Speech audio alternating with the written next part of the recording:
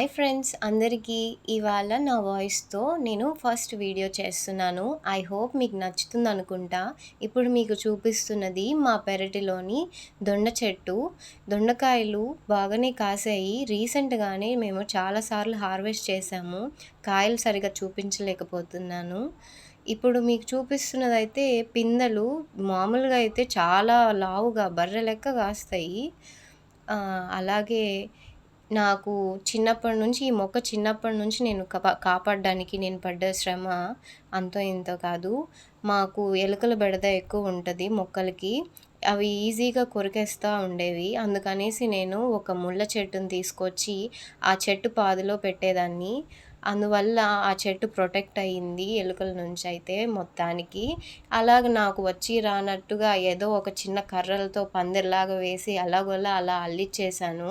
ఇప్పుడైతే ఫుల్లుగా దొండకాయలు కాస్తున్నాయి. మా అమ్మ అయితే దొండకాయ తాలింపు చేసి సంపుతుంది.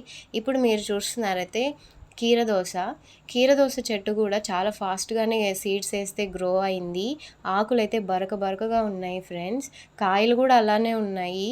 మనం తీసుకొని వాష్ చేసుకున్న తర్వాత అయితే ఆ ముళ్ళు ఉండట్లేదు. దీనికి కూడా అంతే, నాకు వచ్చి రాని విధంగా అయితే నేను పందిరి వేసి ఎలాగోలా అలా ఈ కాయల్ని పండిస్తున్నాను.